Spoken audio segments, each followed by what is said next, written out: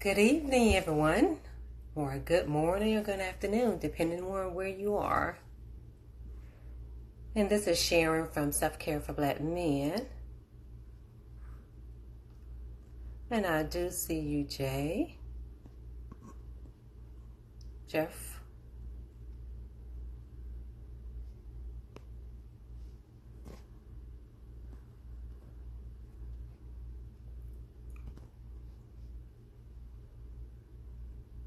Here we go.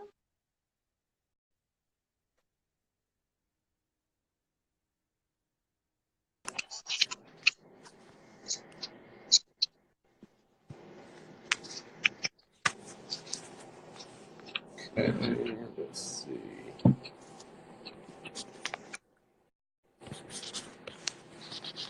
This way.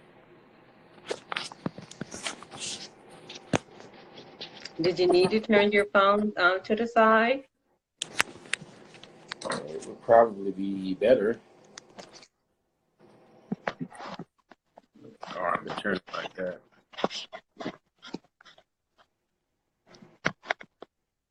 Thank you. There we go. There we go. Okay.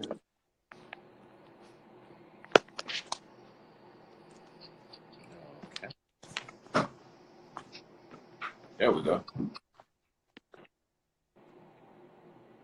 All right. And I'm just going to wait for just a few moments to allow a few people to join. But again, this is Sharon from Self Care for Black Men.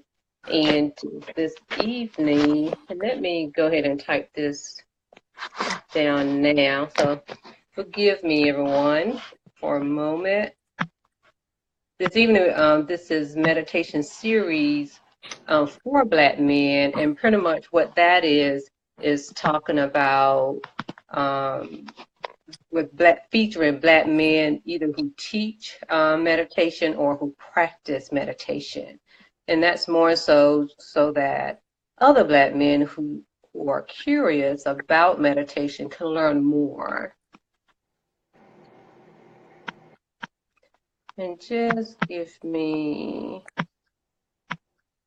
one moment while I type this in.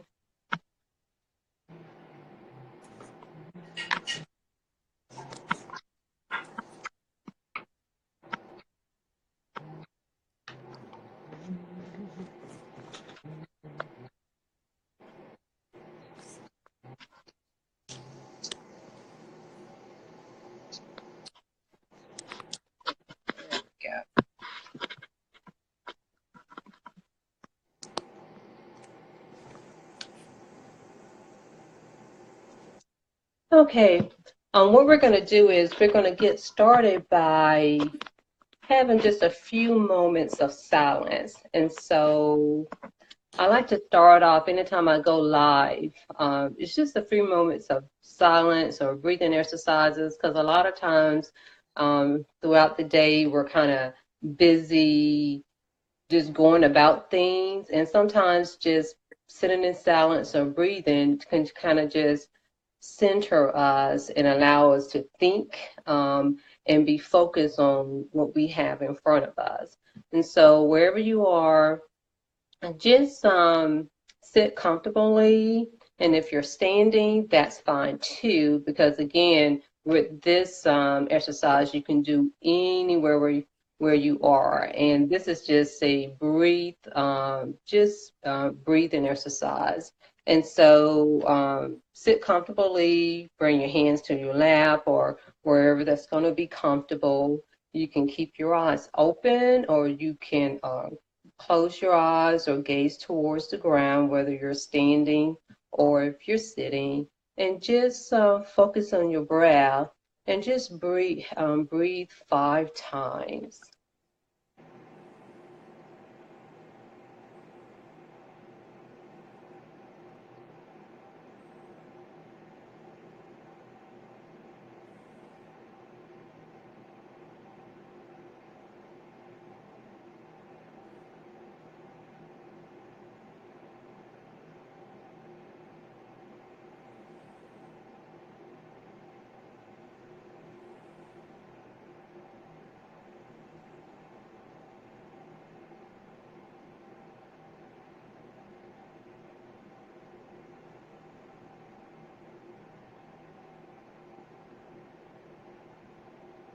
can slowly bring your attention back to the surface. And again, that was just a brief breathing exercise, and you can do that anywhere.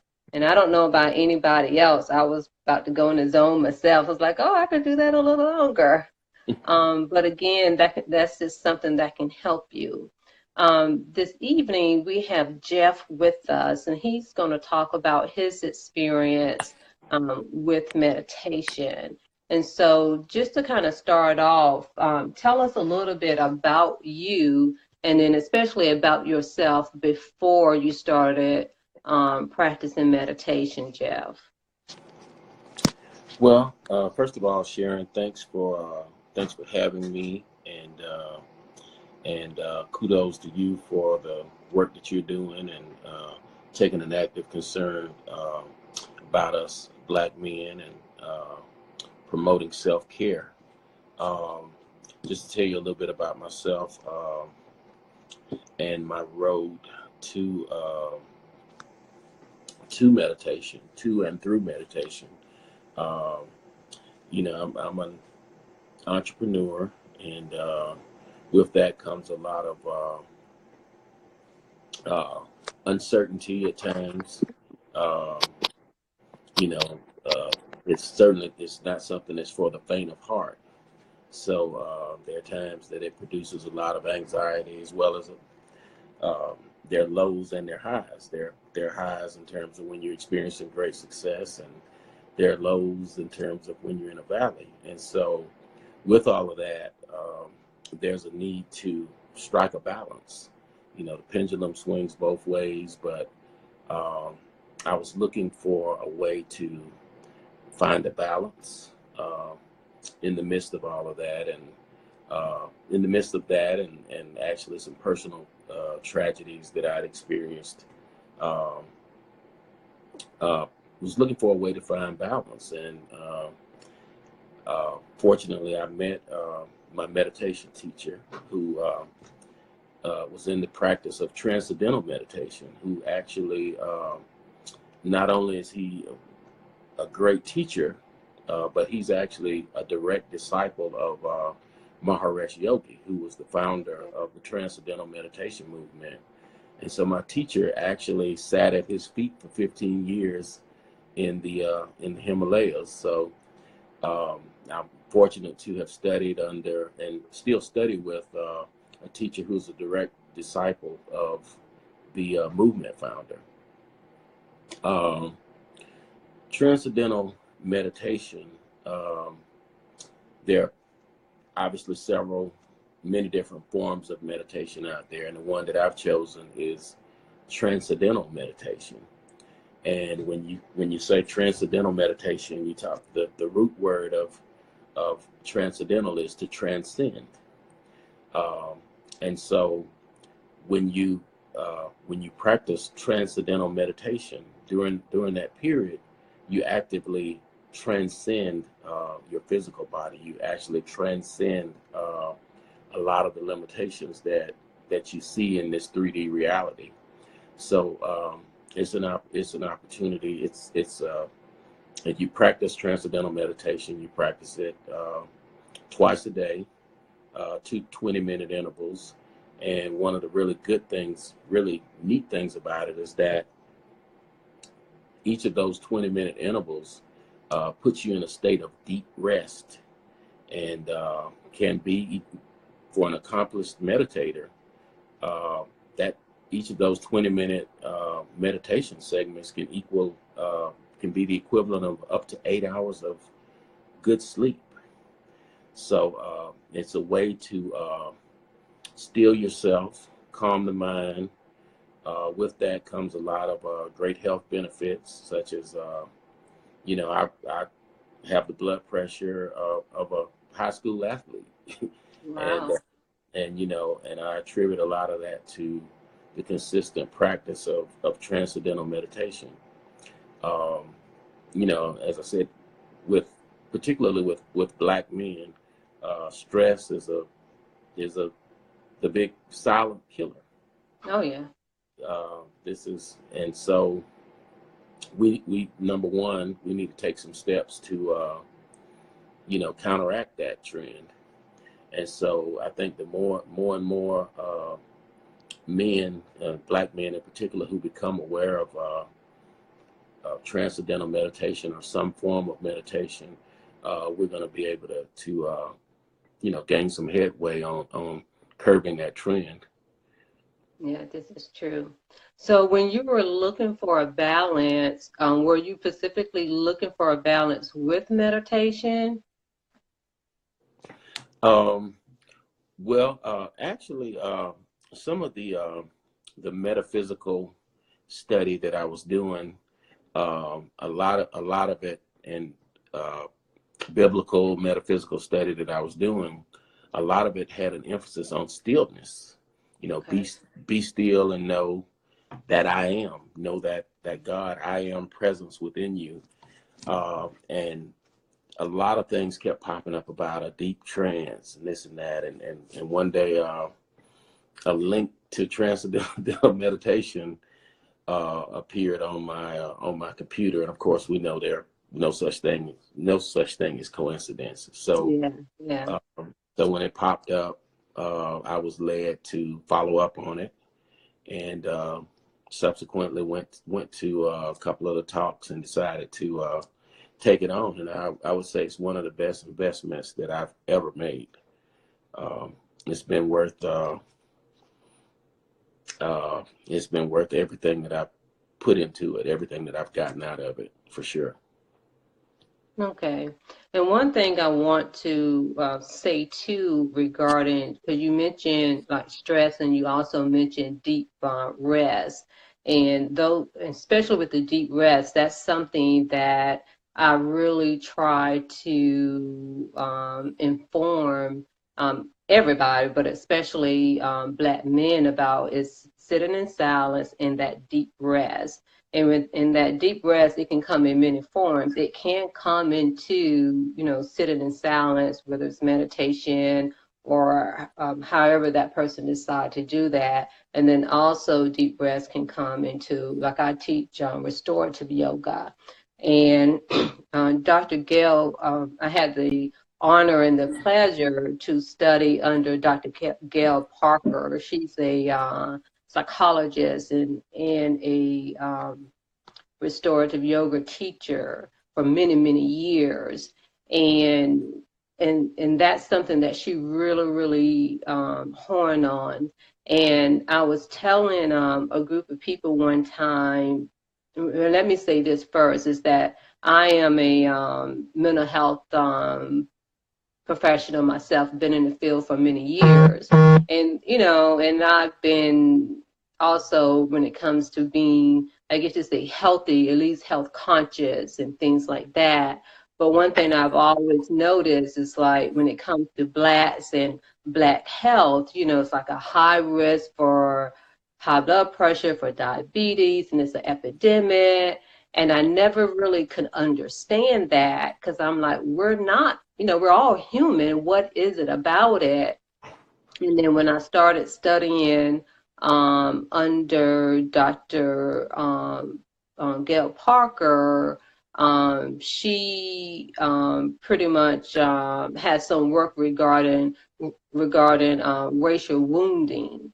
And so that race has a lot to do with it too. And then especially you talk about like black men. And I'm like, oh, that's where it kind of comes from. So even for all of us who are black, when we're stepping into the world, whether we're working and things like that, that is where a lot of our stress comes from. And some of it is kind of unconscious. And so just by saying that, what I want to say is that as many years that I've been in this field for a very long time and probably been studying, I would say, been introduced to yoga the past 3 years and looking at consciousness, meditation, and other things.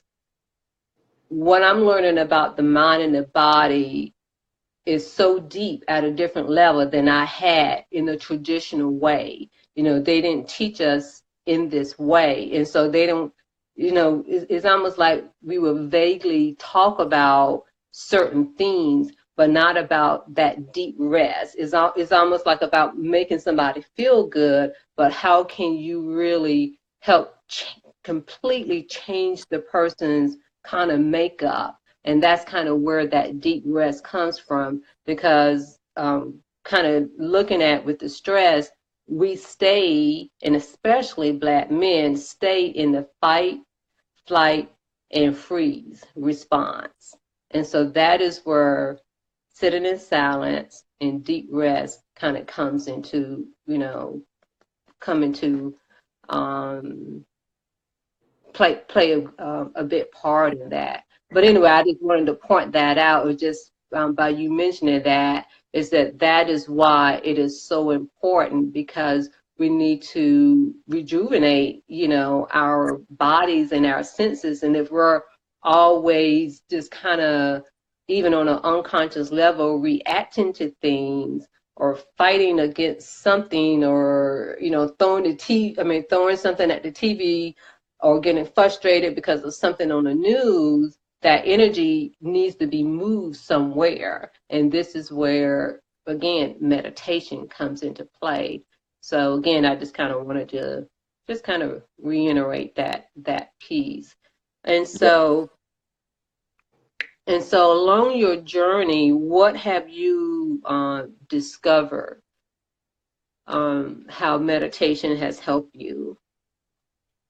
Well, meditation has helped me in a plethora of ways. Um, there are the obvious health benefits, as you mentioned that, Black men, we stay in that fight or flight uh, response mode all the time. So we carry a great deal of much higher cortisol levels. And so, when you get into meditation, you find, you know, you find yourself, and I've experienced the euphoria of being an endorphin overload as opposed to just fight or flight mechanism, Mm-hmm. cortisol going on all the time, and the obvious health benefits. But they're also uh, when people, for instance, when my teacher goes out to talk to people or recruit potential clients for meditation, obviously because of the religious boundaries and things like that that exist out there, meditation is something that's sold primarily from the standpoint of health and mental health. Mm-hmm. I'm one that can attest to that. I'm more than half a century and a century old, and my blood pressure, as I said, is that of a high school athlete. I attribute a lot of that to meditation, but uh, there are also spiritual benefits as well, in terms of getting in touch with your higher self, tapping into the reservoir of creativity that's within you. There are a lot of uh, performers, recording artists, comedians, and people like that who say that they're at their most creative when they start meditating. Um, one of my teacher's biggest clients is a world famous rock band, and when one of the gentlemen who's the primary writer for the group, he said, "Hey, I would write something that I felt was good and acceptable, maybe once in 90 days." And I started meditating, and I'm spitting out two or three things every day or every other day. So there's a reservoir of creativity that we tap into. We tap into our higher self when you meditate. These are the things that aren't very often talked about. But when you can, in Scripture, it talks about the kingdom is within you, and when you meditate, that's when you go within. You go within. You tap into your higher self. You're going to be at your most creative. You're going to when it comes to your career, you're going to accelerate faster because you're taking the fast track to your higher self. you're tapping into what's known as the unified field. Scripture says that you have an unction from the Holy One, and you know all things. And this, and we do know all things. It's just what we're aware of at any given moment. Mhm. So what happens in meditation is that you actually expand your awareness of the unified field and all things that are available to you. So your IQ, your creativity, all of these things increase, um, and you pretty much on a faster track to success. And also getting to know who you are truly, who you are really. You know, um, a lot of the stress that we deal with, particularly as Black men, is that we deal with labels that other people have put on us or that life has put on us. Yeah. And so when you start to meditate, you start to shed layers of things that are not your authentic self. So I would say another real benefit of meditation is that you tap into your authentic self. Mhm. And, if we talk about the law of attraction, we're always attracting based on what's going on in our subconscious mind. But if you've got a lot of labels and things that have been placed on you that aren't authentically you, that means that you're attracting from a place of inauthenticity. Mhm. Meditation causes you to get in touch with the real you. Who are you at the core? You get to know you get to know your higher self, and that becomes your point of attraction. So, again, we can talk about the physical benefits, the health benefits, and obviously things need to start there, uh, because let's face it, amongst our people, if you can't stay in the game, there's no need no need to tap into the other things. The first thing Yeah. is to maintain our health and restore our health.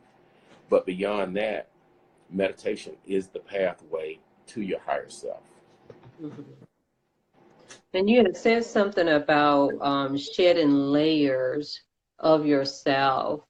And one thing that I can say, even during my meditation journey, um, I'm trying to think of the one way, is that part of it, of the shedding, sometimes if someone doesn't recognize what that is, that can make them not want to meditate.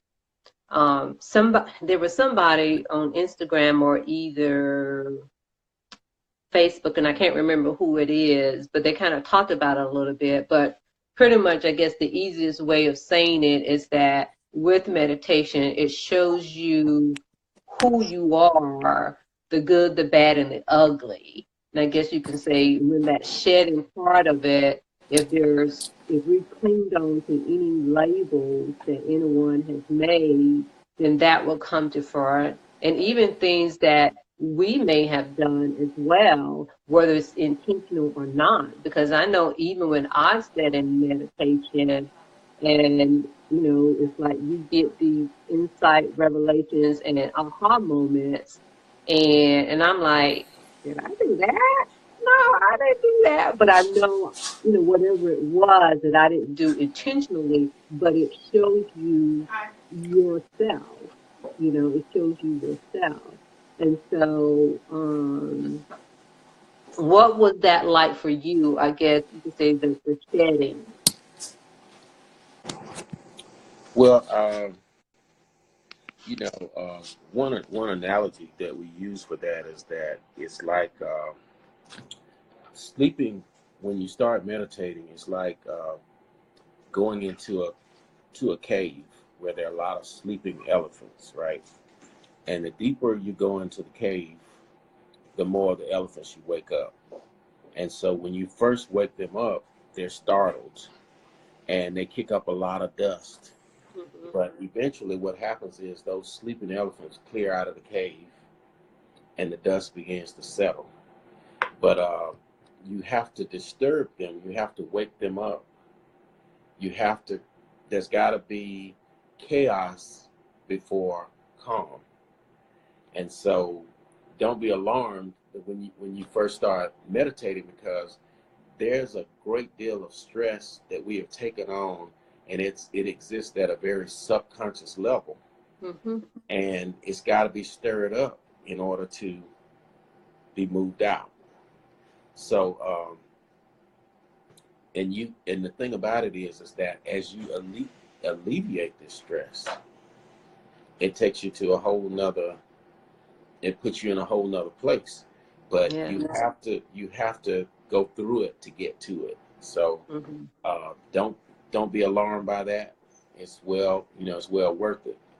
Um, but again, see, we tend to take on stress, and when we don't deal with it, it's there, but it exists on a subconscious level.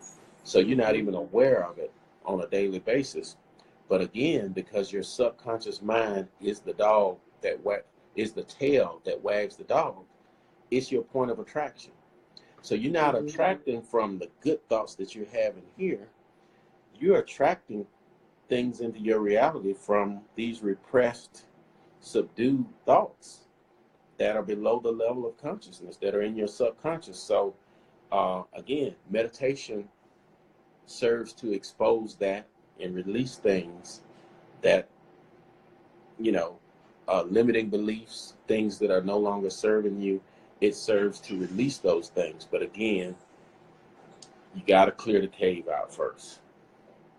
And um, that's an exercise. But once you clear it out, you can build from there. And even in the act of manifestation, in the act of creation. Now, I know I'm going to date myself when I say this, but the old recordable or writable disc, uh, Mm-hmm. that, okay, what we had to do before we could record something new on one of those old discs was to clear that disc out. Yeah, I know what you mean. Mm-hmm. Right, right. And so what happens, the same thing when we want to manifest something, we want to manifest from we essentially got to create a clean disc, a clean canvas, and we start over. We don't want to try to write over something that already exists. It's not going to work. So you got to clear out those old subconscious beliefs so that you can start a new thing. And what happens in meditation is you go back to the point where uh, when God said to Jeremiah, he said, before I formed you, I knew you. So, Mm-hmm. so before you took on any form, before you took on any thought for anything, you were simply consciousness, simply spirit, simply Mm-hmm. consciousness. This is what you have an opportunity to go back to, and then start anew. We don't want to keep writing over things, over the sleeping elephants, if you will. Mm-hmm. You want to clear the disc, have a new canvas, and create from the place where any and everything is possible. And that is one of the things that that's one of the big advantages of meditation, is that you can Yeah, get to that place. yeah. And you were saying about with stress that it's subconscious. And the one thing that I want to just kind of say about that too, by being subconscious, sometimes it may come out as I guess you say body ache, inflammation, and things like that. And so when someone goes to the doctor to say, "Oh, I have a headache," or "My back hurt," "My body ache," and the doctor may say inflammation, but they may not be able to pinpoint what it is. And sometimes the doctor may say, "Oh, where it's stress," or they may say it's psychological. And sometimes when they say it's psychological, sometimes someone may say, "Well, I'm not worried about anything," or anything like that. And even though consciously you may not be worried about something, but it's kind of like, however,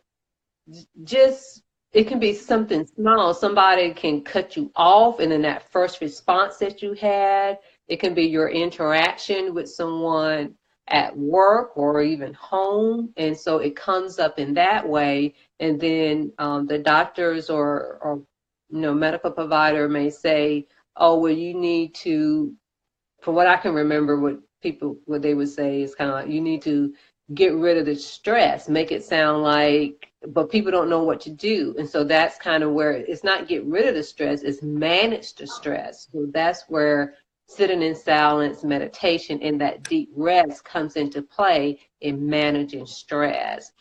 The other thing is, too, you were talking about the creativity part and being able to manifest. And I know that with a lot of people, I mean, even women too, but especially men and especially Black men, it's like there's a badge of honor of grinding and hustling, you Oh, know. And I'm not saying that, I'll put it like this. Yes, work needs to go into to achieve, but the grinding and hustling is literally killing people, and especially Black men, because it's like, when do you stop to really enjoy life? You know what I'm saying? So sure. kind of talk a little bit more about, I guess you could say, how meditation can help. You talked a little bit about it, the creativity part. Um, well, in terms of the grinding and hustling, I like to think about meditation like, those old, here I go dating myself again, but those old snow globes, you shake them up. Oh yeah, I remember those. Yeah. Right, right. You shake them up, you sit them down, and eventually the snow settles. Okay. So basically, when we're grinding and hustling, um, there's a lot that goes on in terms of anxiety, in terms of pressure, and things of that nature. So uh, think of it as one of those snow globes that's being shaken up. But when you stop to meditate or to sit in silence, the snow settles. And what happens when the snow settles, you can see the picture or whatever the object of that globe is. You can see Yeah, yeah. with great clarity. And so that's what's advantageous. See, a lot of times when we talk about the hustle and grind aspect of things, um, busyness does not necessarily equate to progress. That's true. So Say that again for the yeah, people in the back. business does not necessarily equate to progress. So um, uh, uh, the most important thing in making progress is having direction. Obviously, you want to make tracks in that direction, but if you don't have any direction, you just you're just involved in business. You're kind of like the hamster running in the wheel. Hmm.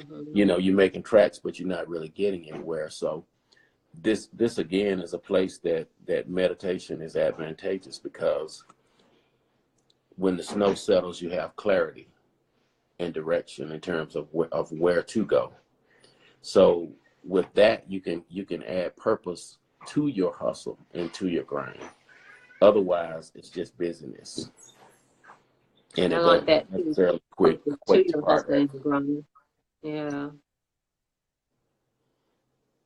And so with meditation, since how long have you been meditating? How many years? I have been doing TM actually about 5 years now. Okay. Okay. And so since you have been meditating and looking back, I guess you say pre-Jeff and meditation Jeff. And I'm pretty sure that there have been some situations in life that has come up even since you've been meditating. Kind of, you don't have to go in details, but just more so, not unless you want to share, but if you can think about an experience that you've had where, if it was pre-Jeff, it would not have been, I guess, pleasant. But since you've been meditating, you can look back on it and say, you know what? This meditation is working. You know what I'm saying? Can you think of something since you've been meditating that you know that if it would have occurred before you started meditating, it could have been a different scenario? Oh, a lot of great detail, but yeah, there's certainly situations where early on, pre meditation, Jeff would have, who's laid back for the most part, but there are some times that, are some things that have occurred that had they occurred pre meditation, Jeff probably would have blown a gasket. Yeah. And in dealing with dealing with some individuals that I thought were totally out of line. Mm-hmm. But meditation allowed me to have an aerial view of circumstances. So a lot of times, as they say, when you're in the forest, all you can see is the trees. But when you start to meditate, you start to have an aerial view or an ascendant view, and you see things from a higher perspective. So definitely in some of those circumstances where pre-meditation Jeff would have blown a gasket, I was looking at it from a higher perspective as, Yeah. as a result of being a meditator. Yeah. And I've heard people say that. And then at the same time, there can be times in which I guess you could say we have our meltdown. We're human. I know that I'm trying to think of the best way. I'll put it like this. With my primary job, I answered the phone, and sometimes you get different kind of calls. And there was this one guy. One thing I can say, he was determined that had to have his way. And it was like there was nothing that I could do that could appease him, even though I was trying to help him. But it just almost like he just kept, digging, and whatsoever. But that was a very stressful call. And then Oh yeah. once I realized what was going on, but I had already just really just, oh my gosh, I was like, no yoga, no meditation didn't do me any good. Now, in saying that, I was professional, but I'm just talking about more of how it made me feel. You know what I'm saying? That's why I say we're human. And so it's Yeah. not like it's going to dissolve us of not having, emotions when things happen, but it can put us in certain places. And I was like, okay, well, maybe, the next time I can definitely start breathing when I notice certain things regarding somebody. You know what I'm saying? When I first Yeah. noticed him, nitpicking, something like that. And I had to debrief it with my supervisor, and more so to vent, because you need to be able to express it, to get it out, to vent it out, to release that energy. So again, and I was listening to someone too talking about an interaction they had with their child, and again, it doesn't mean you're not going to have any moments, because again, we're human, but at the same time, I think it allows us to, like you say, see things from a bigger view, Right. where we're able to, at least, most of the time, because there's just some things in which, hey, I mean, I hate to say that we're human, not to use it as an excuse or anything, but meditation does allow you to be able to have, as they say, that space in between before you respond instead of being reactive. And then, because even when I think about that particular telephone call, it was late at night, it was close to me getting off. And just in saying all of that, yeah, you still maintain, like I said, I was still professional, but meaning when you're tired and when you're hungry, you know what I mean? It's like it does something to you, you know. Right. Right. But Well, but yeah. Well, definitely. Also, your higher self, your spirit guides, your angels. These beings are always trying to give you information in the midst of whatever storms or trials are going on. And a lot of times you can't hear them if you're, if there's a lot of confusion, anxiety, and things of this nature going on within you. You know, again, when you go through scripture, it talks about be still, be still. There's so Yeah, much power in stillness. You it know, does. you would think that it's just the opposite, but there's power in stillness. There's information in stillness. Um, you know, when you talk about the destructive forces of nature, those are the things that make a whole lot of noise. But the power Mm.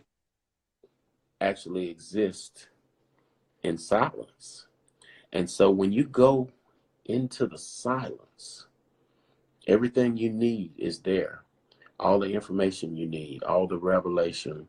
Um, when you don't know what to do next, go into the silence. Scripture says, be still and know. And, Mm. and it's saying, be still and know that I am presence, that I am, know that I am. And that's the I am is the consciousness. But you can only know that consciousness if you go into the stillness. Meditation is that route that will take you into the stillness, where the Bible describes it as the kingdom of God. The kingdom of heaven is within you. It doesn't come by observation. You can't say it's here, you can't say it's there, for the kingdom of heaven is within you. Um, it's not in the hailstorm. It's not in the windstorm. It's in the what? It's in the still small voice. Meditation is that avenue that takes you within so that Mm. you can hear the still small voice, so that the angelic host can speak to you, so that you can get guidance on what to do next. And then when you effectively go within, that's where you encounter the peace that surpasses all understanding. And when I say it surpasses all understanding, you really have to experience it for yourself. Yeah, It, yeah. it does surpass all understanding. I mean, all hell can be breaking loose out here, Hmm. but twice a day, you do your meditation. You go within. This is where you'll find sanctuary. This is where you'll find the kingdom, and everything you need is within. But you have to meditate. And the Apostle Paul, he spoke about, he said, I die to myself daily, die to myself. And of course, we know that he wasn't talking about a physical death, because wouldn't be Yeah. he wouldn't be coming back every day and doing it again. Mhm. So, but but when the scripture talks about when a man dies, it says, in the day that a man dies, his thoughts perish. So what happens during the course of meditation is that your thoughts perish. This is every day you got 65,000 thoughts running back Mhm. and forth through your mind. And in meditation, what you realize is that, you know, we generally think that we are our thoughts. We identify Yeah. with those thoughts so much that we think we're Mhm. those thoughts. But when you stop and ask the question, okay, uh, who's observing these thoughts? Exactly. So I Yeah. can't be the thoughts if I'm observing the thoughts. Mhm. And so when you meditate, this is when you detach from the thoughts. That's why Jesus said, take no thought for this, take no thought for that. You realize that I'm not my thoughts. I'm the observer of these thoughts. Exactly. I am source energy. I am I am one with source. So meditation allows you to detach from the thoughts, become one with source. And again, I'm saying this is the place from which you can create anew. This is that disc that's been cleared out, and Mm-hmm. you can rewrite it. But you have to go back to this point where when God said to Jeremiah, "Before I formed you, I knew you." So but see, when you think of something, when you take thought, you give it a form. Mm-hmm. Thoughts are forms. But before Mm-hmm. you take thought for anything, and then one of the ascended masters, or it may have even been Alan Watts, and he said, if you really want to figure out who you are, hang out in the spaces between your thoughts. That it see, thoughts are just forms that we create. But he says, if you ever really want to get to know yourself, hang out in the spaces between your thoughts. This is another thing. Meditation gets you back to where there are no thoughts. So you're Mm-hmm. perpetually in the space, not even between thoughts, but before thoughts. Mm-hmm. And that is a place of that we originate from. We're pure energy, we're pure consciousness, we're pure love. We experience that. That's why when people pass away and this mortality is swallowed up, there's an ecstasy that they feel, because in the day that a man dies, his thoughts perish. And you exist in pure bliss. Meditation gives you a chance to visit that on a daily basis. That's why Paul said, I die to myself daily. I do this thing daily, because when I'm doing this, my thoughts are perishing. And when they're perishing, I'm experiencing pure bliss. And what happens during meditation is that every time you go and meditate and you experience this bliss, it's like meditation is a form of sleep. It's a form of deep rest. But every time you come out of meditation, you progressively bring back some of this bliss to Mm-hmm. your waking hours. And Yes. and that's what keeps me going, is that you know the more and more I meditate, eventually I'm going to be in a state of cosmic consciousness where my daily waking existence is going to be just as blissful as it is when I'm meditating. So that is that's one of the primary reasons that I would encourage us to, particularly Black men, to get into meditation, because you get to a point where things that would cause you to blow a gasket, you just Mm-hmm. smile and keep it moving. Yeah, yeah, yeah. And I like the fact that you were talking about that still small voice, and to the fact that the answers are within us. Because, with the still small voice, you can't get there, like you say, if you're busy moving. But when you're sitting in silence, when you're meditating, then that's when you can hear. Because, and even if you do not, and one thing I want people to realize too, even if you do not have the moments in meditation itself, meditation opens the door. Because I cannot tell you how many times, especially, I want to say when I'm coming through a door, like the bathroom or my bedroom, is like I have these aha moments or these revelations. And it's like, wow. So again, they may not always come when I'm sitting down, but it just opens the door for, I guess you say, the answers to come. And it's also the other thing that you were talking about. I remember growing up, or at least at some point in my life, somebody would say, "Oh, the answers are within you." You're like, "What is that?" Now I Absolutely. know what that means, and it goes back to what you were talking about. So if you're sitting still, I mean, it will come to you and things will just really fall in place.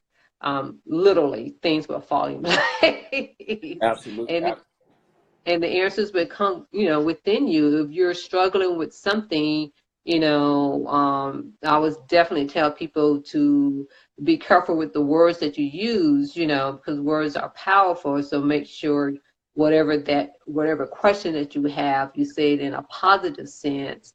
And then, again, it may not come then, but the answer will come, whatever it is that you're looking for.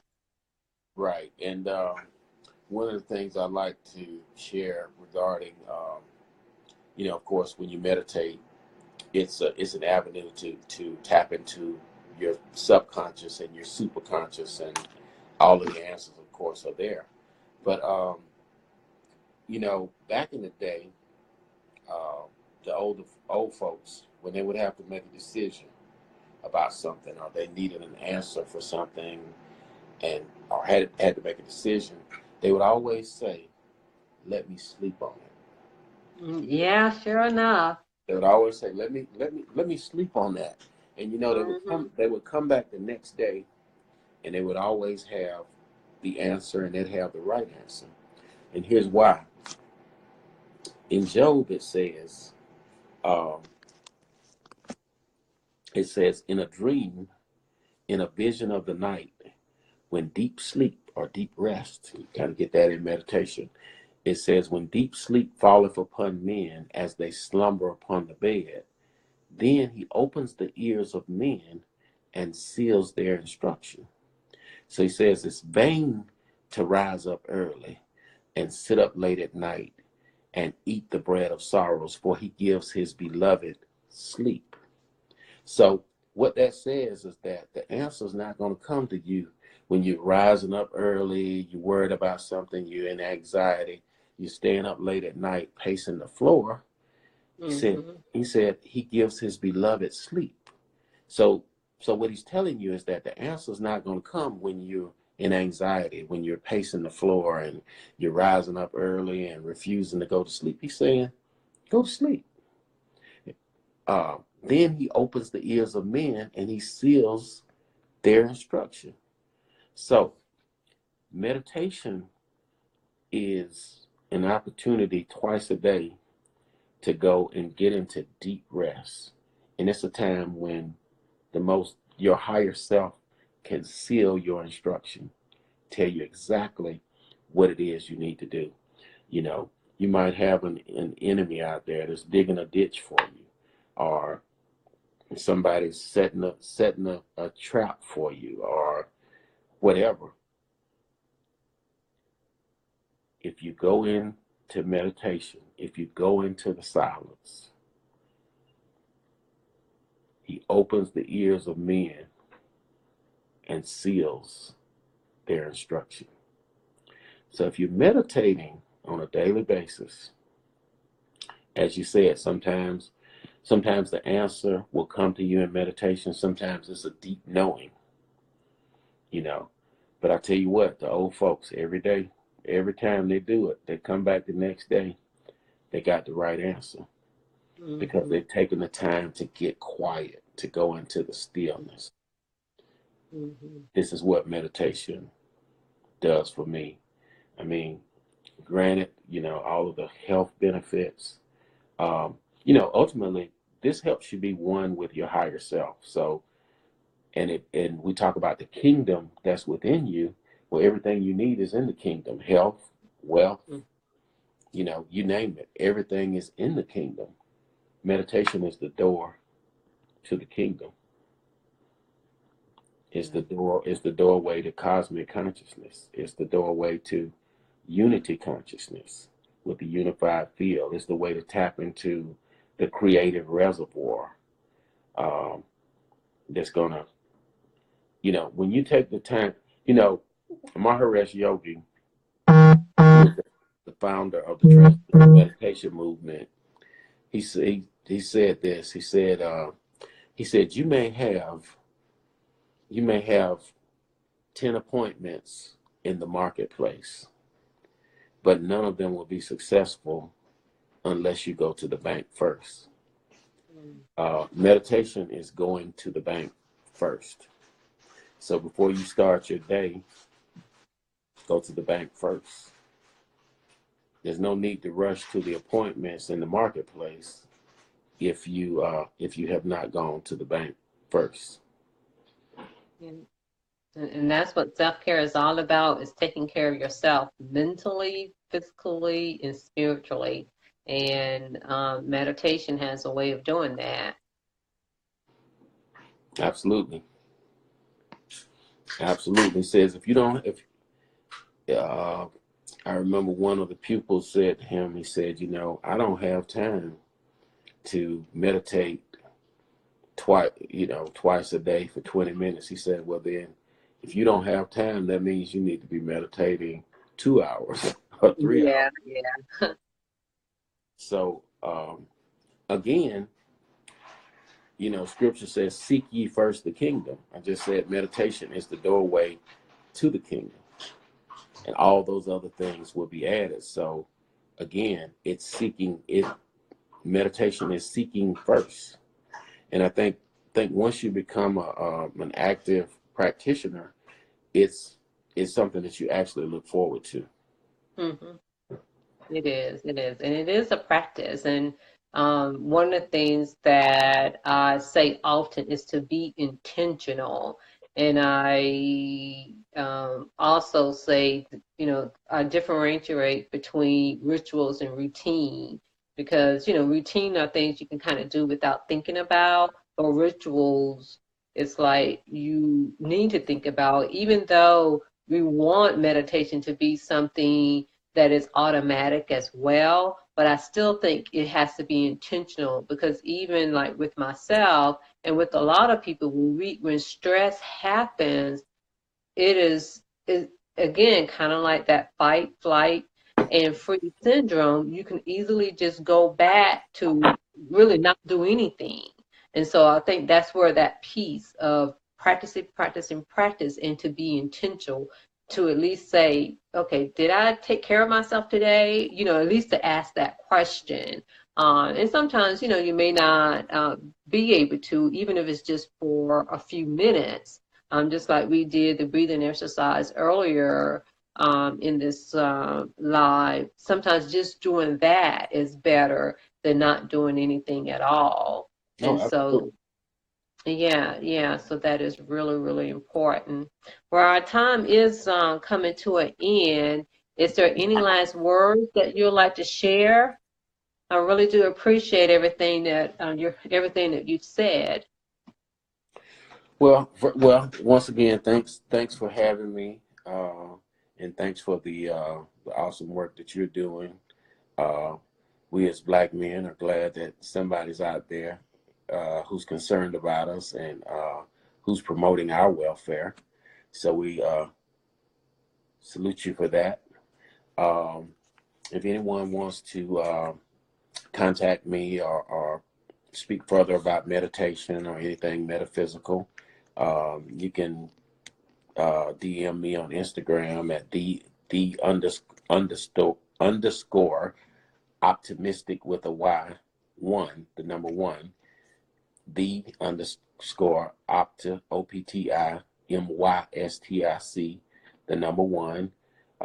Feel free to DM me, and certainly be looking out for, in the next 90 days, the Optimistic Show is going to be on the Binge Network within the next 90 days. So if you check my page, we'll keep you abreast of the developments there. But the show is going into production, and Okay. we're looking forward to seeing how we can better serve through that particular medium. So, we'd like for all of you to come on over and join us and support us there.